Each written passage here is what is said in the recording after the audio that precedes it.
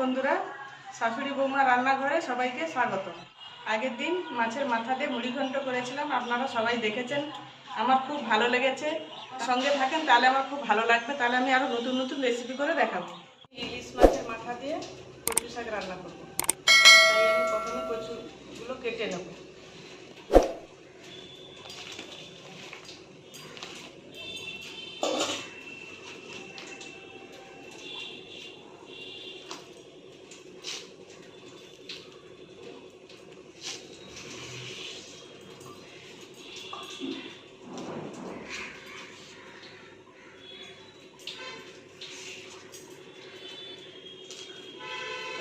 ভালো করে ছাড়িয়ে দিতে হবে।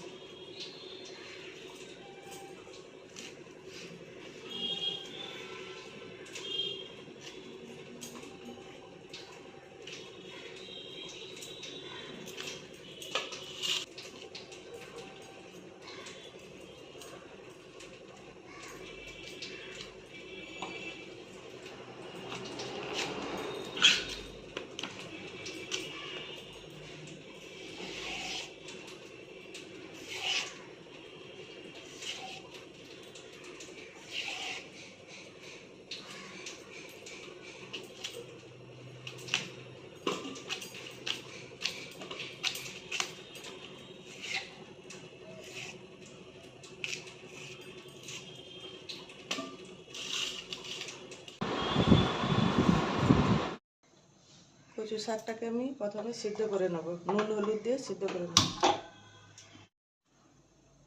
নুন,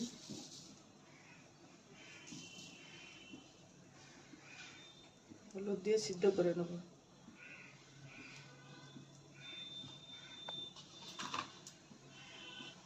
ঢাকা দিয়ে দেবো, 5 মিনিট আমি ঢাকা দিয়ে দেবো।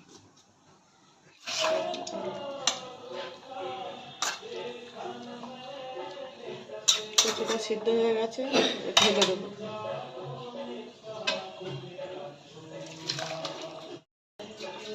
মাছের ঝোলটা করো। মাথা দিয়ে কচু শাক রান্না করবো, তাতে কি মশলা লাগবে একবার শুনে নিন। ইলিশ মাছের মাথা, পেঁয়াজ কুচি, শুকনো লঙ্কা, তেজপাতা, আদা বাটা আর কাঁচা ছোলা দেবো। কড়াইতে তেল দিয়ে দেবো। মাথাটা তেল গরম হচ্ছে, মাথাটা ভেজে দেবো।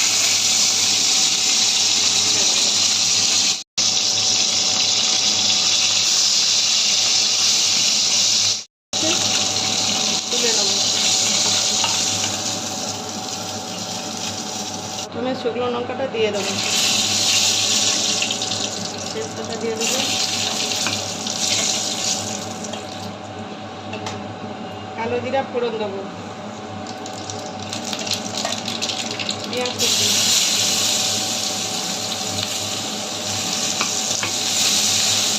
লঙ্কার গুঁড়ো দেবো, হলুদ দেবো, আদা বাটা দিয়ে দেবো।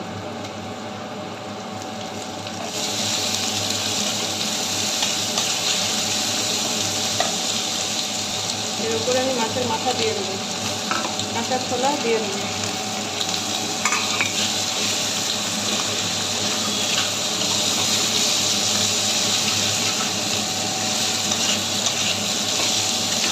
সিদ্ধ করে রাখা কচু শাকগুলো আমি এবারে দিয়ে দেবো।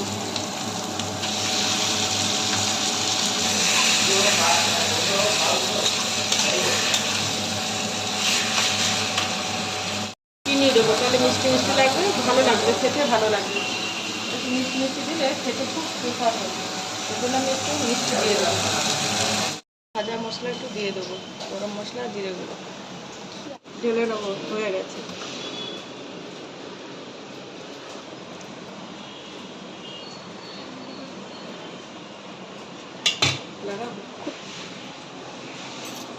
ইলিশ মাছের মাথা দিয়ে কচু শাক রান্না হয়ে গেছে। ভালো লাগলে কমেন্ট করে জানাবেন।